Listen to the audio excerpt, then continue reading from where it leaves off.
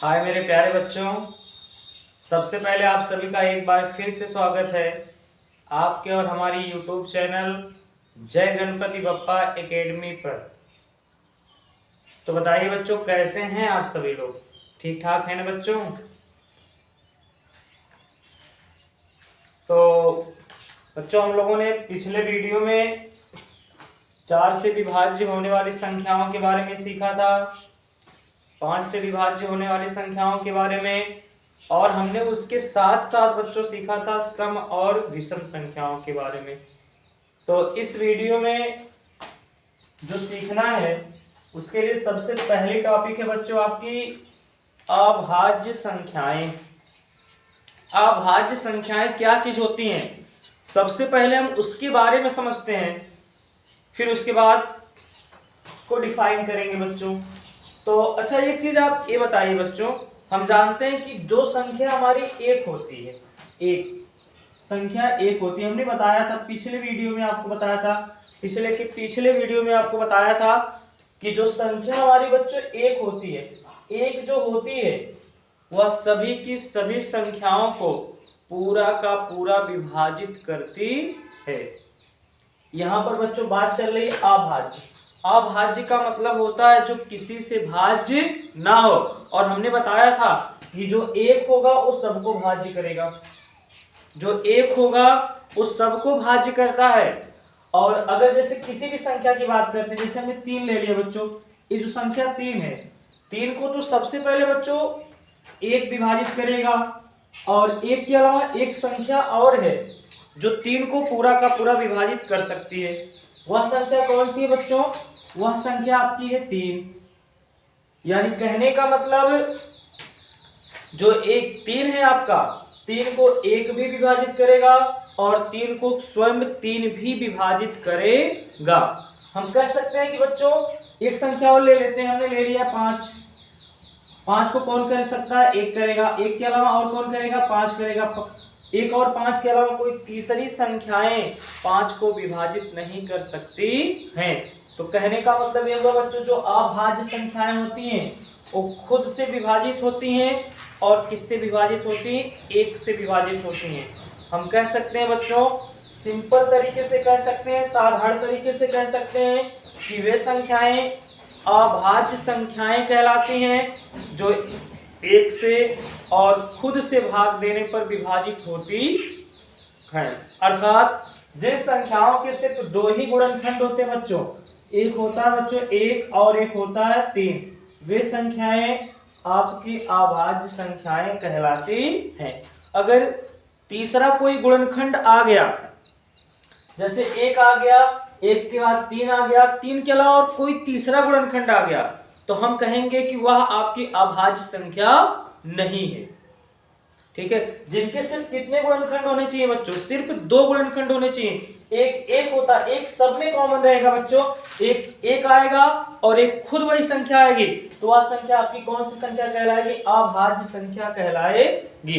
तो चलिए ऐसी कुछ संख्याओं को हम देखते हैं कि कौन कौन सी संख्याएं बच्चों जो हमारी अभाज्य हो सकती हैं। जैसे मान लीजिए कि फॉर एग्जाम्पल हमने एक संख्या बच्चों ले लिया है 23। हमने पूछ लिया आपसे, बताइए बच्चों की जो 23 है क्या ये अभाज्य संख्या है कि नहीं है? अभाज्य। अभाज्य का मतलब जो किसी से भाज्य ना हो, कहने का मतलब जो सिर्फ एक से भाज्य हो और सिर्फ किससे भाज्य हो? खुद से भाज्य हो, वही संख्या हमारी अभाज्य संख्या कहलाती है। अच्छा, हमने बच्चों 23 ले लिया है। अच्छा, एक चीज बताइए, जो 23 है, 23 को कौन कौन सी संख्याएं विभाजित कर सकती हैं?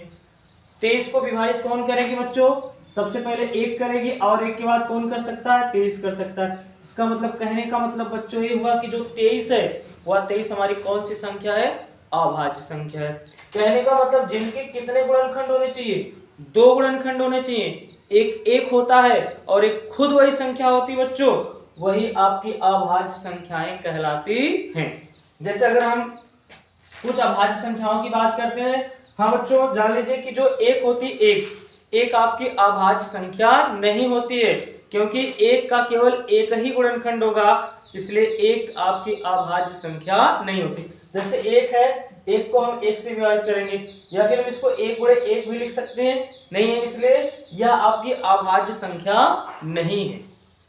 तो सबसे छोटी अभाज्य संख्या बच्चों जो होती है वह आपकी होती है 2।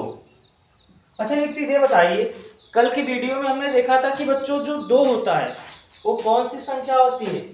सम संख्या होती है। जो 2 होती है वो कौन सी संख्या होती है? सम संख्या होती है। इसलिए 2 को बच्चों हम सम अभाज्य संख्या भी कहते हैं।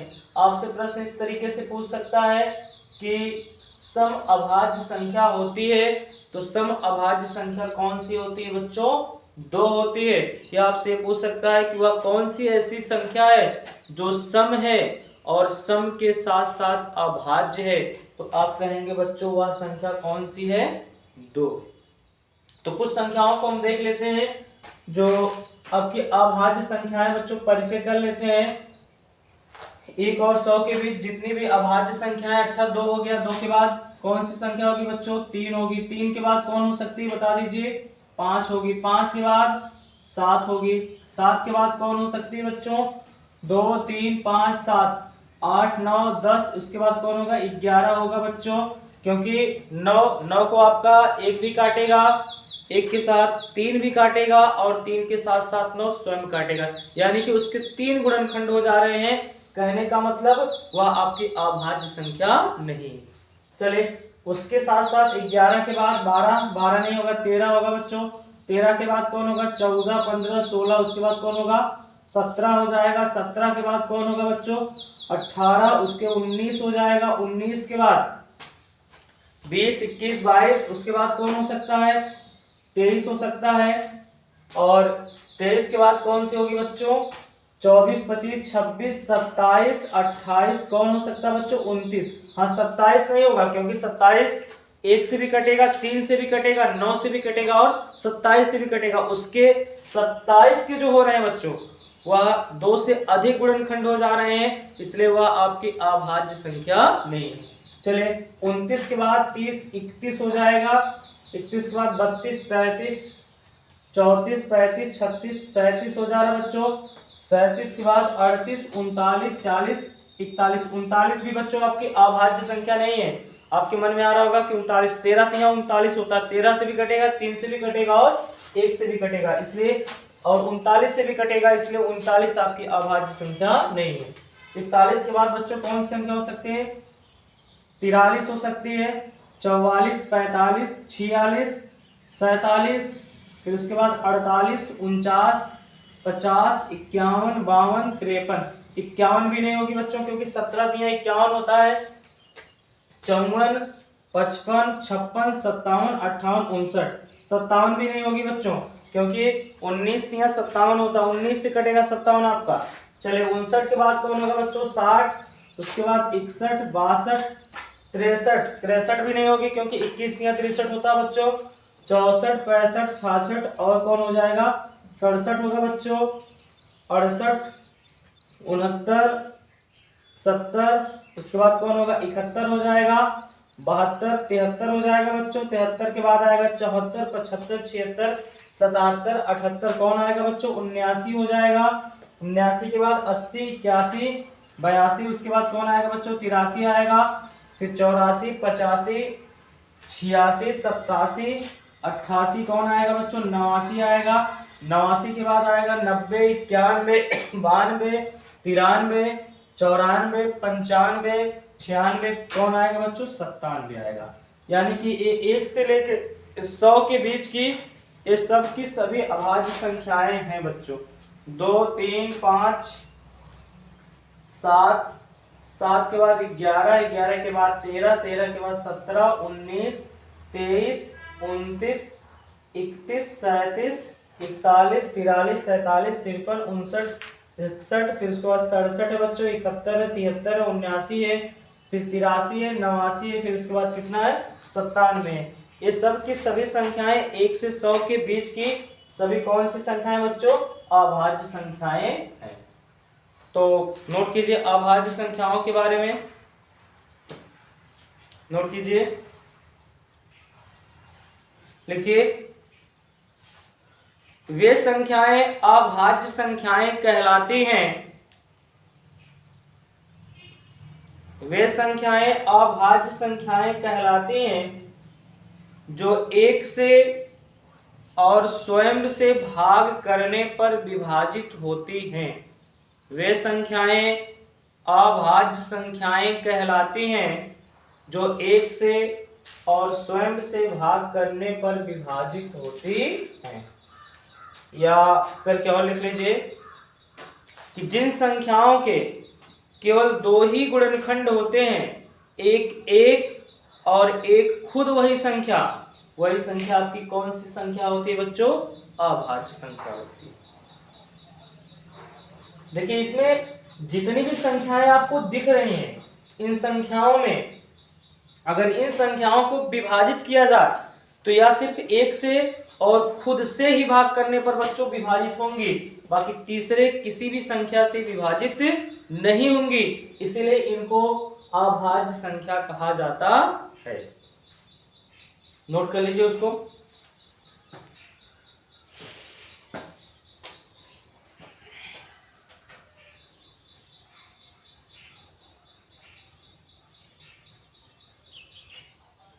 चलिए बच्चों रफ कर दें।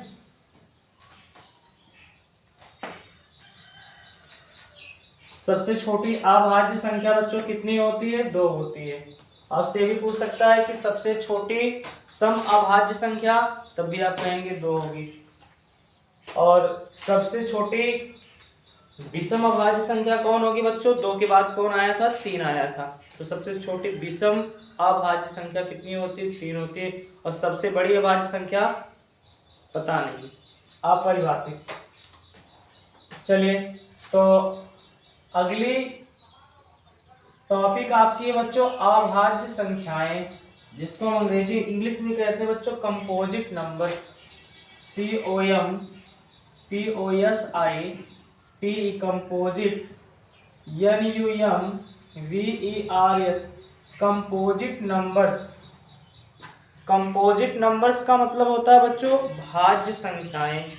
अच्छा, जो भाज्य संख्याएं होती हैं बच्चों वो अभाज्य का उल्टा होता है। अभाज्य में होता है कि उसके सिर्फ 2 गुणनखंड होने चाहिए, और भाज्य का मतलब होता है कि जिन संख्याओं के 2 से अधिक गुणनखंड हो वे संख्याएं कौन सी संख्याएं कहलाती हैं? भाज्य संख्याएं कहलाती हैं। भाज्य का मतलब जिनके जो एक से और स्वयं के अलावा किसी तीसरी भी संख्या से विभाजित हो तो वे संख्याएं कौन सी संख्याएं कहलाती हैं बच्चों? भाज्य संख्याएं कहलाती हैं। जैसे फॉर एग्जांपल हमने 2 और 3 तो हमारी अभाज्य हमने ले लिया बच्चों 4 को। 4 बताइए किससे किससे कटेगी? 4 का अपवर्तक क्या होगा? 4 का अपवर्तक हो जाएगा 1, 2 और कितना हो जाएगा? 4 हो जाएगा।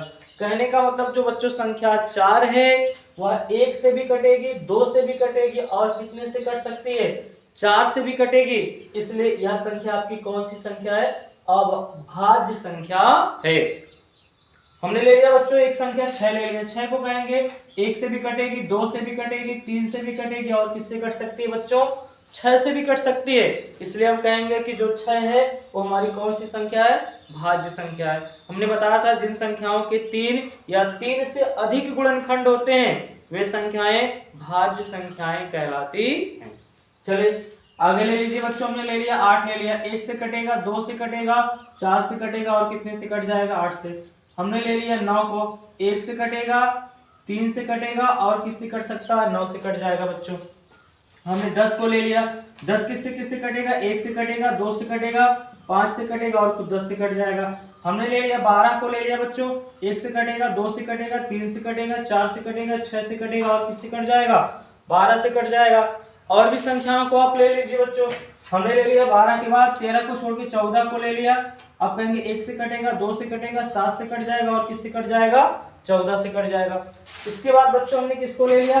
15 को भी साथ में ले लिया। 1 से भी कटेगा, 3 से भी कटेगा, 5 से भी कटेगा और किससे कट जाएगा? 15 से कट जाएगा। देखिए जितनी भी संख्याएं यहाँ पर लिखी जा रही बच्चों उनके या तो 3 गुणनखंड हो रहे हैं या फिर 3 से कितने हो रहे हैं? अधिक गुणनखंड हो रहे हैं। इसलिए ये संख्याएं आपकी कौन सी संख्याएं कहलाएंगी? भाज्य संख्याएं कहलाती हैं। चलो बच्चों, चलिए बच्चों हमने ले लिया 16 ले लिया, 1 से कटेगा, 2 से कटेगा 16, और किससे कट जाएगा, 4 से कटेगा, 8 से कटेगा, और खुद 16 से कट जाएगा। 17 को छोड़ के हमने ले लिया, किसको ले लिया बच्चों, हमने ले लिया 18 को ले लिया। बताइए किससे कटेगा, 1 से भी कटेगा, 2 से भी कटेगा, 3 से भी कटेगा, 6 से भी कटेगा, 9 से भी कटेगा, और किससे कट जाएगा, 18 से कट जाएगा। और इसके साथ साथ हमने किसको ले लिया बच्चों, हमने ले लिया 20 को भी ले लिया। चलिए 20 तक देख लेते हैं। 20 को ले लिया, बताइए 20 किससे किससे कटेगा, 1 से कटेगा, 2 से कटेगा, 4 से कटेगा, 5 से कटेगा, 10 से कटेगा, और खुद किससे कट जाएगा, 20 से। देखिए जो भी संख्याएं लिखी जा रही बच्चों यहाँ पे, इन संख्याओं के या तो 3 गुणनखंड या फिर 3 से अधिक है, इसलिए हम कह सकते हैं कि ये संख्याएं आपकी भाज्य संख्याएं कहलाएगी। तो लिखिए जिन संख्याओं के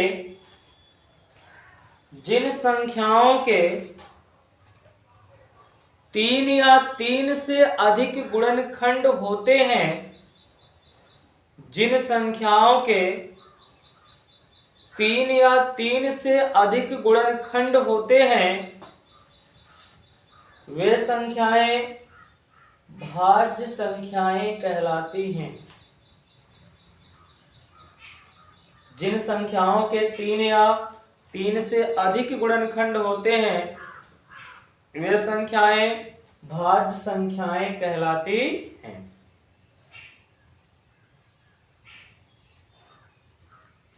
नोट कीजिए बच्चों इसको।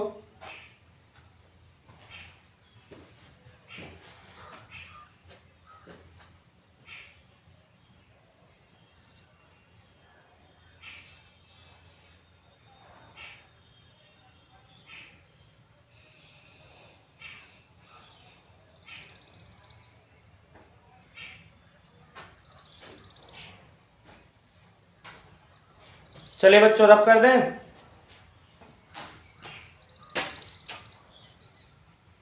चलिए तो अगली टॉपिक आप बनाइए बच्चों, गुणनखंड। अगली टॉपिक आपकी है बच्चों गुणनखंड। गुणनखंड क्या चीज होता है बच्चों, गुणनखंड जिसको हम कह सकते हैं इंग्लिश में बच्चों क्या कहते हैं, फैक्टर कहते हैं। फैक्टर का मतलब होता है बच्चों गुणनखंड होता है। क्या चीज होता है गुणनखंड, समझ लेते हैं। चलिए ध्यान से देखिए बच्चों, जैसे कोई संख्या हमने 20 ले लिया बच्चों, कितना ले लिया हमने 20, और हमने आपसे पूछ लिया कि जो संख्या 20 है, इस संख्या 20 को कौन कौन सी संख्याएं विभाजित कर सकती हैं। तो आपने कह दिया कि सबसे पहले तो 1 विभाजित करेगी, फिर कौन कर सकती है, 2 कर सकती है, 2 के बाद 4, 4 के बाद 5, 5 के बाद 10, और 10 के बाद 20। ये संख्याएं जो है 20 को पूरा का पूरा विभाजित कर सकती है। तो जो संख्याएं 20 को पूरा का पूरा विभाजित कर ले जाएंगी, वही संख्याएं इस 20 का क्या कहलाएंगी बच्चों, गुणनखंड कहलाएंगी। हम कह सकते हैं बच्चों कि यदि कोई संख्या किसी संख्या को पूरा का पूरा विभाजित कर दे, यदि कोई संख्या किसी संख्या को पूर्णतः विभाजित करती है, तो विभाजित करने वाली संख्या विभाजित होने वाली संख्या का एक गुणनखंड कहलाती है। यदि कोई संख्या किसी संख्या को पूरा का पूरा क्या कर दे, विभाजित कर दे, तो जो विभाजित करने वाली संख्याएं हैं वो विभाजित होने वाली संख्या का एक गुणनखंड कहलाती हैं। तो कहने का मतलब बच्चों जो 1, 2, 4, 5, 10 और 20 है, इनका जो गुणनखंड ये जो है 20 का एक क्या कहलाएंगी, गुणनखंड कहलाती हैं। जैसे अगर कोई संख्या हमने ले लिया बच्चों 16, हमने पूछ लिया बता दीजिए 16 का गुणनखंड क्या होगा। तो जो संख्या 16 को पूरा का पूरा विभाजित कर सकती हैं वही 16 के गुणनखंड कहलाएंगे। तो कौन कौन कर सकते हैं बच्चों? 1 करेगा, पहले 2 करेगा, उसके बाद 4 करेगा, उसके बाद 8 करेगा, उसके बाद कौन करेगा? 16 करेगा।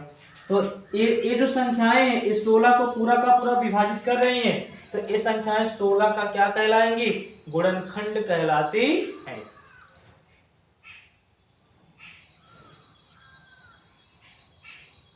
तो हम चलिए नोट कीजिए इसकी परिभाषा बच्चों। हम क्या कहेंगे? हम कहेंगे यदि कोई संख्या किसी अन्य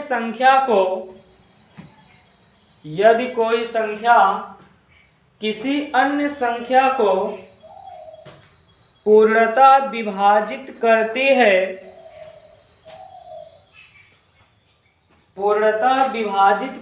है तो विभाजित करने वाली संख्याएं या विभाजित करने वाली संख्या विभाजित होने वाली संख्या का विभाजित होने वाली संख्या का एक गुणनखंड कहलाती है। विभाजित करने वाली संख्या विभाजित होने वाली संख्या का एक गुणनखंड कहलाती है। चलिए और कोई भी संख्या ले लीजिए बच्चों। हमने ले लिया 60। हमने पूछ लिया कि बताइए बच्चों 60 के गुणनखंड क्या क्या होंगे? तो आप कहेंगे 1 होगा, 2 होगा। जो 60 के अपवर्तक होते हैं बच्चों वही 60 के गुणनखंड कहलाएंगे। 1 हो जाएगा, 2 हो जाएगा, और कितना हो जाएगा बच्चों? आपका आएगा, और कौन काट सकता है? 3 भी काटेगा, और उसके बाद 4 भी काटेगा 60 को, और कौन काट सकता है बच्चों?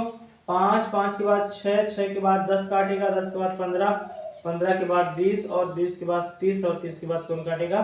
60। तो हम कह सकते हैं कि ये सब 60 के क्या कहलाएंगे बच्चों? गुणनखंड कहलाते। नोट कर लीजिए उसको।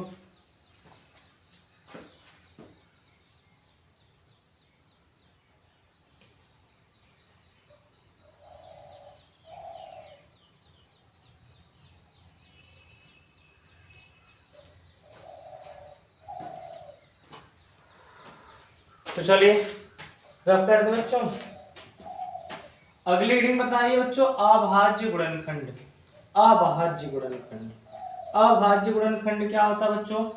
प्राइम फैक्टर क्या चीज होता है इसको समझ लेते हैं। अभाज्य गुणनखंड,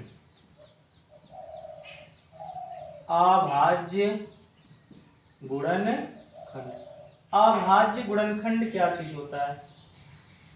ऐसा गुणनखंड जिसमें सिर्फ अभाज्य संख्याएं ही सम्मिलित हों। ऐसा गुणनखंड जिसमें सिर्फ कौन सी संख्याएं सम्मिलित हों? अभाज्य संख्याएं सम्मिलित हों, तो उस संख्या के गुणनखंड को हम अभाज्य गुणनखंड कहते हैं। जैसे जैसे कोई संख्या बच्चों हमने ले लिया 20 ले लिया, हमने पूछ लिया बताओ बच्चों ये जो 20 है इस 20 का अभाज्य गुणनखंड कितना होगा? तो 20 के अभाज्य गुणनखंड, अभाज्य सिर्फ अभाज्य संख्याओं को लेना है। जो अभाज्य संख्याओं का गुणनखंड होगा 20 का, अभाज्य संख्याओं के साथ जो 20 का गुणनखंड होगा वही उसी गुणनखंड को हम कौन सा गुणनखंड कहेंगे बच्चों? अभाज्य गुणनखंड कहते हैं।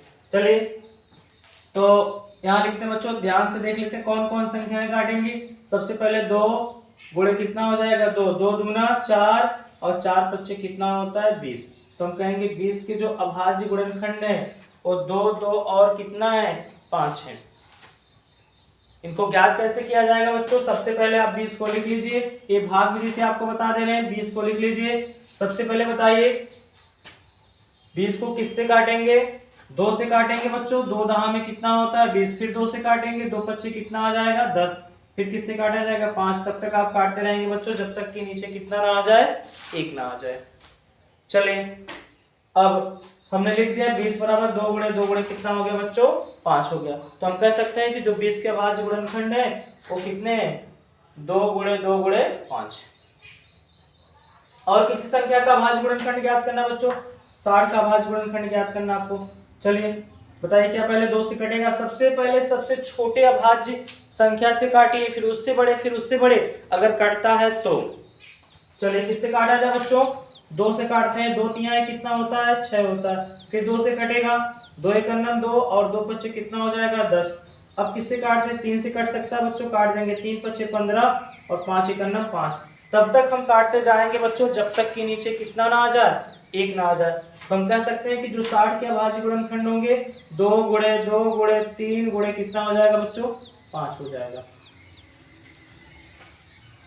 चलिए और भी कोई संख्या ले लीजिए, बड़ी से बड़ी संख्या ले लीजिए, छोटी से छोटी संख्या ले लीजिए बच्चों।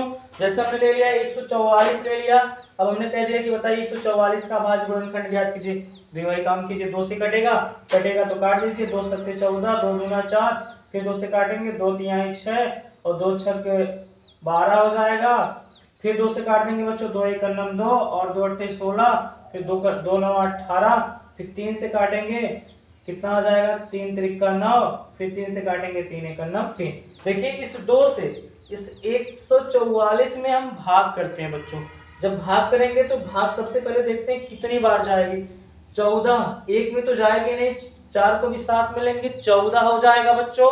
और 2 सत्ते कितना होता है 14 होता है, 7 बार गया, फिर 2 दूना 4, फिर इस 7 में फिर हमने देखा कि 2 से कट सकता है, फिर हमने 2 से भाग दिया, 2 से काटा, 2 तिहाई 6 कितना बचा यहाँ पे 1 बचा, और 1 और 6 में 1 और 2 मिलकर कितना हो गया बच्चों 12 हो गया, और हमने 2 से भाग दिया तो 2 6 कितना हो गया 12। फिर 2 से काटा हमने, 2 एक अन्नम 2, 1 बचा, 1 और 6 मिलकर हो गया 16, तो हो गया बच्चों 2 अट्ठे 16, और यहाँ डायरेक्ट कट जाएगा 2 9 18। अब यहाँ 2 से नहीं कटेगा इसलिए 3 से कटेगा, इसलिए हमने 3 से काटा तो 3 त्रिका हो गया 9, 3 एक अन्नम 3। अब आप कहेंगे कि सर यहाँ आप 9 से भी डायरेक्ट काट सकते हैं, लेकिन ऐसा नहीं करेंगे बच्चों, क्योंकि इसका कौन सा गुणनखंड हम ज्ञात कर रहे हैं, अभाज्य गुणनखंड ज्ञात कर रहे हैं। तो अभाज्य गुणनखंड ज्ञात करते हैं तो उसमें सिर्फ अभाज्य संख्याएं ही सम्मिलित होनी चाहिए।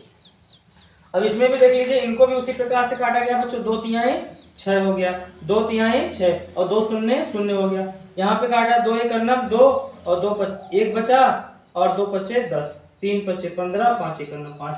यहाँ भी सेम उसी प्रकार से काटा, 2 एक अन्नम 2 और 2 शून्य शून्य हो गया, और 2 पच्चे 10 और 5 एक अन्नम 5 हो गया। तो हम कह सकते हैं बच्चों कि किसी भी संख्या का जो गुणनखंड होता है, कौन सा गुणनखंड, अभाज्य गुणनखंड, यदि उस संख्या के गुणनखंडों में अभाज्य संख्याएं ही सिर्फ सम्मिलित होती हैं तो उस संख्या के गुणनखंड को हम कौन सा गुणनखंड कहते हैं, अभाज्य गुणनखंड कहा जाता है।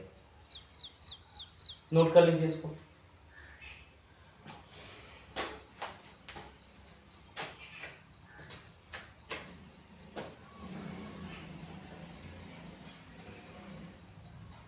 चलिए रख करते बच्चों।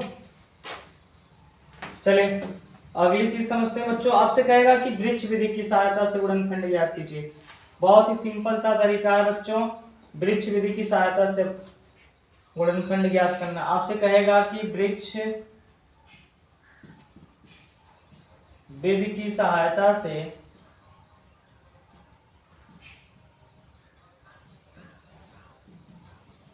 गुणनखंड ज्ञात करना। चलिए अगर वृक्ष विधि की सहायता से कहता है बच्चों गुणनखंड ज्ञात करने के लिए, तो हम वृक्ष विधि की सहायता से कैसे गुणनखंड ज्ञात करेंगे, ध्यान से देखिएगा आप। यहाँ पे जैसे कोई संख्या हमने ले लिया बच्चों, 60 को ही ले लेते हैं, पहले इसको एक वृक्ष बना लेते हैं, ठीक है। यह एक क्या है बच्चों, वृक्ष है। वृक्ष में क्या होती है, कोई एक पेड़ है तो उस पेड़ में क्या होती है, डाल होती है। तो चलिए बनाते हैं बच्चों। अच्छा इस 60 को तोड़ेंगे तो कितने कितने में टूटेगा, किसी भी प्रकार से तोड़ दीजिए। आप कह सकते हैं कि 30 दूना 60, या फिर आप कह सकते हैं 15 चौका 60, या आप कह सकते हैं 20 तिहाई 60, किसी भी प्रकार से तोड़ दीजिए।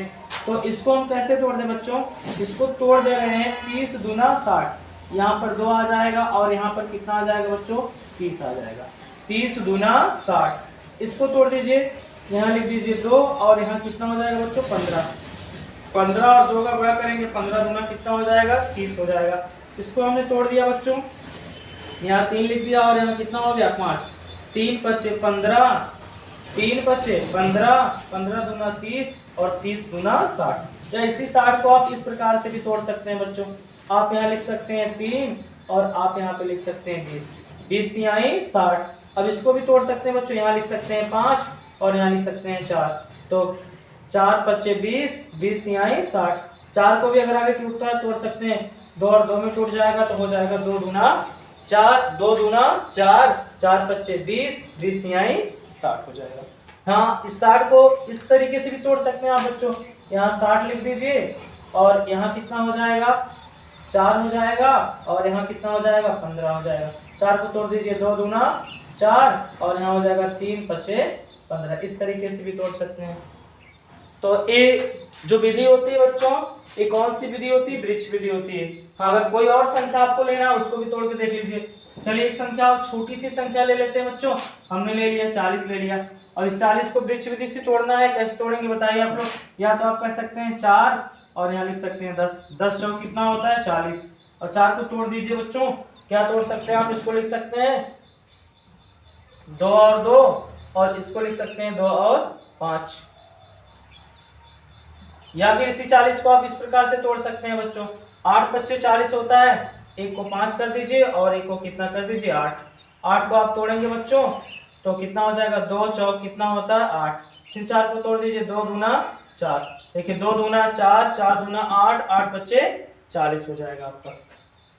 तो इस प्रकार से आप ब्रिज विधि की सहायता से भी गुणनखंड ज्ञात कर सकते हैं। इसको नोट कर लीजिए बच्चों, और वीडियो को यहीं पर हम क्लोज करते हैं, और आगे की जो टॉपिक होगी वो आपको अगले वीडियो में मिलेगी बच्चों।